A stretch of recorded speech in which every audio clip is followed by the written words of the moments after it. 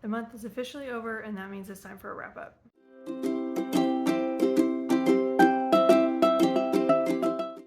Hi, hello, and welcome back to my channel. My name is Alex, and today is going to be a double episode. It's going to be the May and June wrap up, so everything I read in May and in June. Before we get into it, make sure you hit all the buttons down below so you know when I'm posting. I post. And all we do on this channel is talk about books. If you like listening to people talk about books, here I am doing just that for you as often as I can. So before we go much further, like if you all have been here a minute, you know that I was expecting a baby, and yeah, baby's here, everything's good. Baby came early, so yeah, that kind of messed up all of my last minute plans that I had to kind of get some filming done, kind of get my life together. So yeah, baby came early, and then baby had to be readmitted to the hospital. Everything's fine, everyone's fine. We're home. I probably look exhausted because I am exhausted, and that is why I have not been posting in a while, and I got so far off track that I was like, how do I get back on track? But here I am. This is me attempting to get back on track, okay? So we're gonna do a double feature today. So it's gonna be everything I read in May and June, plus the ratings. Just a second to go over my rating system, and then we'll get into what I read. 5 stars is best of the best. I absolutely loved it. I have no notes. I'll recommend it to anybody and everybody. 4 stars means I still really liked it, but it had a few flaws. Maybe too many plot holes. I didn't like one of the characters, something like that. It was still really good and I would recommend it, but it wasn't perfect. 3 stars means I didn't like it, but it was a subjectivity issue, which means it just wasn't for me. I was not the right reader for the book. I would still recommend it to somebody if I knew that they would enjoy it. 2 stars means I didn't like it and I won't recommend it. 1 star is the worst of the worst. I absolutely hated it. I wasted all of my time, and I probably will never read the author ever again. No 1 star reads today, so we won't have to get into that. Yeah, that's all I have for you right now, so let's not waste any more time. Let's get into it. So I read 2 books in May, and that is because, number 1, it took me a really long time to get through the book club book, which I'll get into in a minute. But then, like I said, I actually ended up having my baby a little bit earlier than I planned, and so the last couple weeks of May, I was planning on reading and starting another book, and I ended up being in the hospital instead. So yeah, I did my best, okay? It was a really wild month. The first book I read in May was Everyone Who Can Forgive Me Is Dead by Jenny Hollander. Okay, so this book is about a tragedy that happens to a woman and a group of people in college. And then years later on, I feel like it's the 20th anniversary maybe of the incident, some of the survivors start stepping forward and saying, we want to share our part of the story, we want to share what really happened. And one survivor in particular is very adamant that there's a part of the story that has not ever been told. And we're following one of the survivors who from the beginning has never told her half of the story, does not want to tell her half of the story, doesn't want to talk about it, doesn't want to speak about it. She's got major PTSD. And so hearing that all these other survivors are coming forward and wanting to kind of rehash everything, and that one survivor in particular is saying there's information that we have that's new, that's never been heard before, and that will change the whole aspect of how people view this tragedy, that makes our main character very nervous, and she's not very interested in the truth about what happened that night coming out. So we're following her as she's trying to track down these groups of survivors and get to the bottom of what the issue is and what they're planning on telling the public. And we're following that half of the story, and we're also flashing back to what actually happened to them in college when the incident occurred. Okay, so right off the bat, when I picked this out for the Maybe series, I remember thinking this sounds like a school shooting book. A little bit of a spoiler, it is not a school shooting book, but I'm not going to tell you anything more about the incident than that. But that was sort of my draw to it. I read a lot in that niche, and so no, right off the bat, it's not a school shooting incident book, and so I don't know, that knocked it down a peg for me. And I didn't actually end up really enjoying this book. I thought the pace was kind of atrocious. And I felt like we were digging through a lot of things for no reason. And by the time we got to the end, when we got to the big reveal about what really happened at this college, I was not surprised. I was not shocked. I was not awed. I was not wowed. Nothing. I remember sitting there did it on audiobook. I remember sitting there thinking, are you kidding? Like, this is it. This is it. This is what happened. This is what everyone's been upset about this whole book. I don't know. I just remember being heavily disappointed. This was actually a pretty long book too, so we kind of like slogged through a lot, and I felt like we just weren't getting anywhere, and the stakes kept getting higher and higher, so I was expecting there to be like a really big twist, and there just wasn't. I was so disappointed. I ended up giving this one 3 stars. Like I said, the big reveal was not reveal-y enough for me. I was really disappointed in how everything ended up shaking out. I don't know, the twist, what twist? I don't understand. Like, by the time we got to the end of the book, I was like, I don't understand why everyone's making a big deal about this. I know that sounds kind of bad, but like, I really don't get it. I don't get how the stakes got so high over something so minuscule, I guess is what you would say. Anyway, if you've read this and you enjoyed it, I would love to hear your view of it, but no, I didn't have that great of a time. I still might recommend this to someone who's like interested in a book like this, but like, if you're wanting like a thriller, this was not thrilling enough for me to be considered a thriller. The other book I read in May was Nocticadia by Keri. This was chosen for my book club, and I was kind of excited because this is a standalone book, and it sort of has this like dark academia vibe. Like, the cover is giving all the vibes, right? And so I was happy that this was a standalone book, because sometimes we end up doing series books for book club, and that's just like a lot. I already have a lot of series, so I don't need to like take on more work. Anyway, let's talk about what this book's about. The premise is we have a female main character whose mother dies like a very weird, mysterious death that ends up getting kind of like covered up a little bit. We have this main character that ends up getting invited to go to this like super private fancy school to study chemistry, and this all ties together. Like, I'm just not getting like super into it right now. It all kind of ties together. And while she's there, she's determined that she's going to uncover what really happened to her mother, what's going on at this school, what's going on with the professors, etc. And she's determined to uncover this huge conspiracy theory surrounding her mother's death. This gets bonus points for being dark academia, and then it's got some sexy scenes in it. It also has some gore in it and some folklore happening as well. So there's a lot going on in this book, okay? And there's definitely like some cultish vibes happening here. Okay, so I don't want to tell you much more about the book because like it's complicated. It really does like sort of spiral out of control a little bit. Let's get to what I thought about it.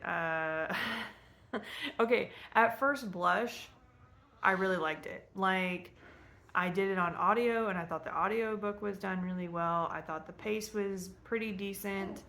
There were exciting bits. There was gore, like I said. There was sexy scenes.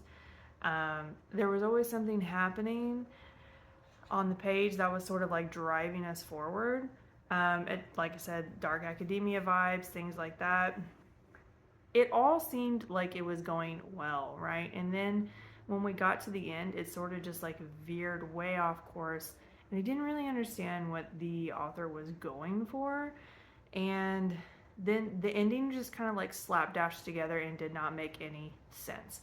So yeah, at first blush, really great book. Then when we sat down and talked about it at book club, I remember thinking, what happened in this book? Like, we had so many different elements happening on the page, and then that was too many ideas at once. And I felt like the author was not able to tie up everything by the end. We really just had so many loose ends happening. And it actually shocked me that she wrote it as a standalone, because there was so much happening on the page that I was like, well, what about this? What about that? What ended up happening with this? How can you justify this fitting together? And there was also just a lot of moments where it's like there were too many slip ups.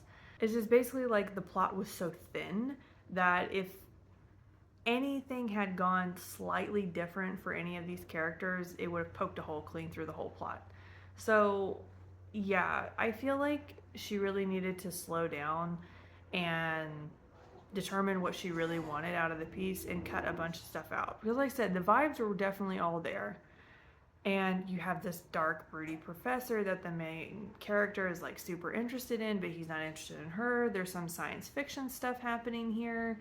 Like I said, there's some cult vibes, definitely some conspiracy theory stuff happening as well. All the things point to a good book, but it just didn't pan out. Keri Lake didn't put enough work into it. She should have trimmed it down a little bit more to make it more concise, in my opinion. And this book was a little bit long. It really didn't need to be that long. If she had removed some of the elements, it probably would have worked better and been shorter. I ended up giving this 3 stars. The vibes were there, okay, but the plot was not. Like, there were too many elements. And it just sort of spiraled out of control. And the whole ending of the book, I was literally lost. The last, like, everything kind of came down to a head in the last hour of the book, like I said, I did on audio, and I was just sitting there like information overload in the last hour of the book, honestly, because everything kind of got thrown in there at the end, and we were expected to just sort of swallow it and be like, oh, okay. So yeah, I don't know. I think if you really like a lot of the elements in this book, you know, a lot of the tropes that are in here, and you could kind of like overlook the very thin plot, then you might enjoy it. Okay, let's move on to what I read in June. As you guys know, June is Pride Month, so I made sure the books that I picked to read did have some queer representation in them. And I was very happy with what I read in June. So the first book I read was An Absolutely Remarkable Thing by Hank Green. Okay, so you guys know John Green writes a lot of YA books. Hank Green wrote this book, and Hank Green is John Green's brother. Anyways, I found Hank Green on TikTok and eventually on YouTube. I think he's really funny. I also think John is really funny too, like, and the two of them together are pretty hilarious as well. So I saw this pop. Someone recommended this to me because it has some rainbow rep in it, and when I dug into it, someone in the reviews said it has bisexual rep that's not just a mention. And I thought, I want to read that. So this book is about a young woman that stumbles upon a statue that sort of appeared overnight in the middle of New York City. And she calls her friend and she says, hey, this weird piece of art statue kind of like showed up overnight. Come down, film it, we'll put it on YouTube. It'll be a great gag. It'll be fun, you know? And basically they made this video and she went to bed, and then overnight that video blew up and it ended up becoming viral, and that sparked her becoming super famous as well as the statue becoming super famous. And as we sort of unravel how that statue got there, how it came to be, what it represents, etc., we're also seeing how this young girl's fame just spirals and explodes, and how she decides to use that fame to get her message out there, get her voice heard. She used her platform to further, I wouldn't say an agenda, but to make her voice be heard for the good. So that's all I'm going to tell you because I don't want to get too much into it. This really was a great book. Elements I really liked about it. First of all, I thought the pace was excellent. I thought the elements were really well done. This has a science fiction base in it, and it's also like, it reads like not a diary entry, but she does like talk about her life like in chronological order as we're getting through this story. I don't really know how else to spell. It's not Dear Diary, okay? It's not like that, but it does feel sort of like that. Like, it has the essence of that without it being too messy and juvenile. I think it works really well. And the bisexual rep, like the person in the review said, it's not just a one-off mention, which I feel like happens a lot with bi rep. So this does become like a bigger theme in the book, and I really love that. A lot of people complained that this book was not science fiction-y enough. And I would say, I think you're looking at it the wrong way. It reminded me a lot. I cannot remember the name of this book because my brain is literally just hanging on by a thread, but this is it. This is the book. It reminds me of this book because if you look at it and if you look at An Absolutely Remarkable Thing in terms of it being a social experiment, I think that was the entire point of the book, to look at the book as a social experiment instead of looking at it as a science fiction piece. I think it's a book about social experiment as like a society that has science fiction elements in it. That's how I interpreted it. And if you look at it that way, I think it's brilliant. Okay, it's about what happens to people when you ask people to work together who don't want to work together. It's asking people to trust each other, look at each other, depend on each other, and it's asking people to believe in something that's bigger than themselves. And when you ask people to do that, what happens? I think that is the whole point of the book. And if you interpret the book that way, I think that it's really well done. I think the whole idea of it is so much bigger than what I was expecting. And I love the way that Hank Green put it together. I really do. And he does do a narration at the very end of the book. He does a narration at the end. And I don't know, his voice is really great. I love listening to his voice. But I think that the voice actor that they got to play the main character in this book was really well chosen. I really loved the cadence of the novel and how it read. I liked listening to her voice tell it. I don't know. There was something about this book that just really exceeded all of my expectations. I gave it 5 stars. I really liked it. And this is part of a series, so it has a couple of like short stories. And then it has, I think, 2 more full-length books. I think it's a trilogy. I will be exploring the next book for sure. And the shorts are like really short. They're like 25, 30 pages, something like that. And I do think I want to try and get those if I can. But yeah, I was really impressed with this book. The friend that recommended this to me, I'm going to put her in the caption below, like her channel and everything. She's never steered me wrong with recommendations, so I knew that this was probably going to deliver, but it delivered way more than I thought. The next book I read in June was Fina by Nino, Cipri. Okay, so this was on a maybes list like a million years ago. I can't even remember now how long ago it was I put this on.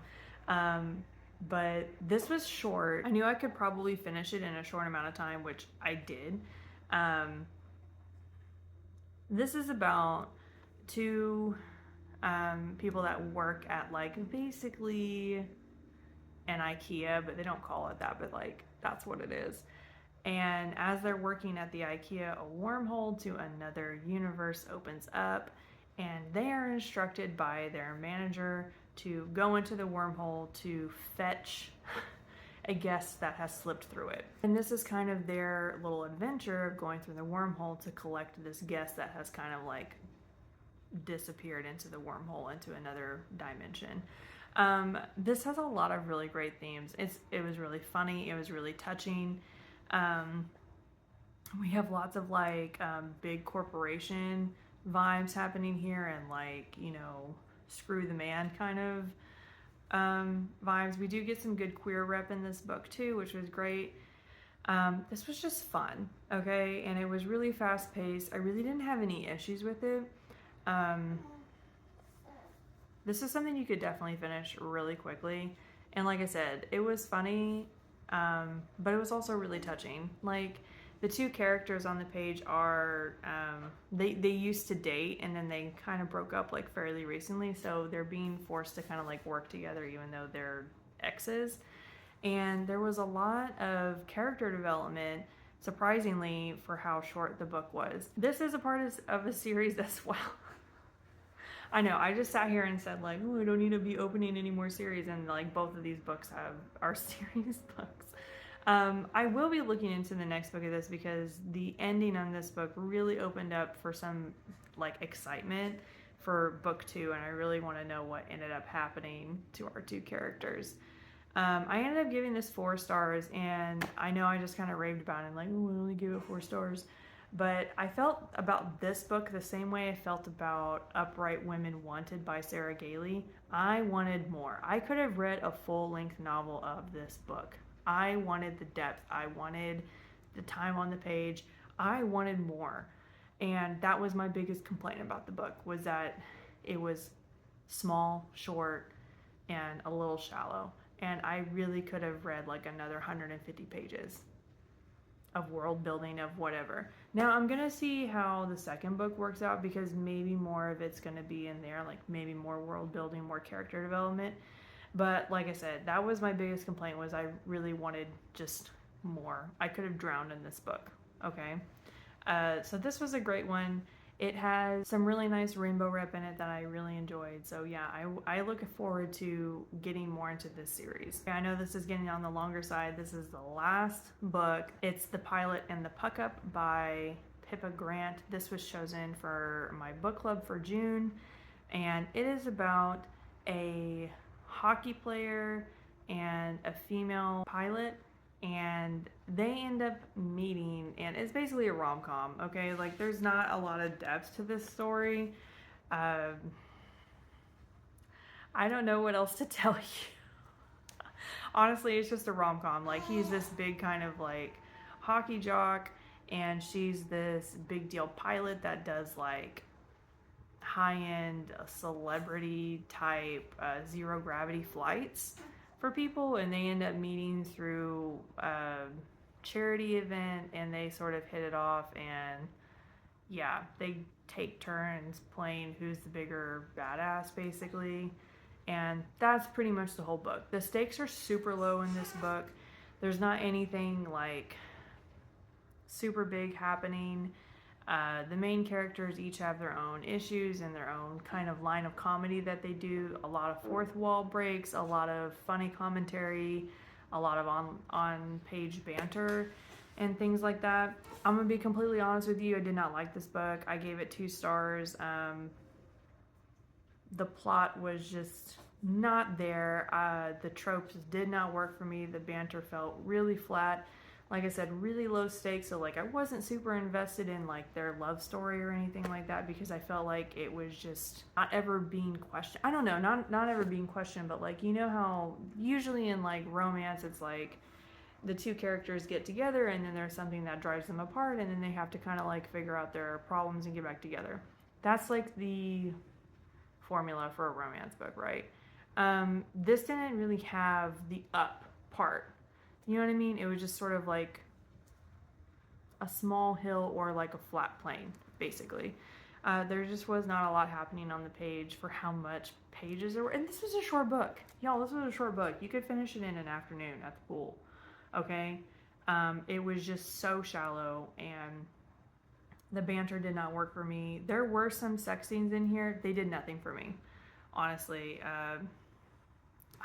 I was just not invested in this storyline at all. I wasn't invested in these characters. I had a lot of trouble connecting with anything in this book. So yeah, it was 2 stars. I didn't really think it was anything special. This is also part of a series that I won't be continuing. But yeah, this is definitely something you can read in an afternoon, at the pool, at the park, whatever, and it's just sort of a meh book, I would say. Okay, that's all I have for you guys today. That's what I read in May and June. I've already picked out books for July. I'm sorry we didn't get a July Maybes going, but like, life, okay? Like I said a couple episodes ago, if something has to take a back seat, it has to be this. But I'm hoping that I'm getting back on track now.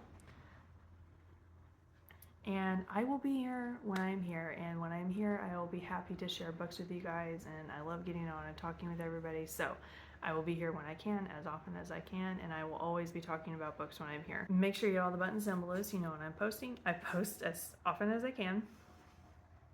And yeah, I'm so glad that you guys tuned in today. Let me know what you read in May, June, what you're planning on reading for the summer. Yeah, I'm excited about the July lineup. Like, when it comes through, I'm excited about what I have lined up, if I can get to it.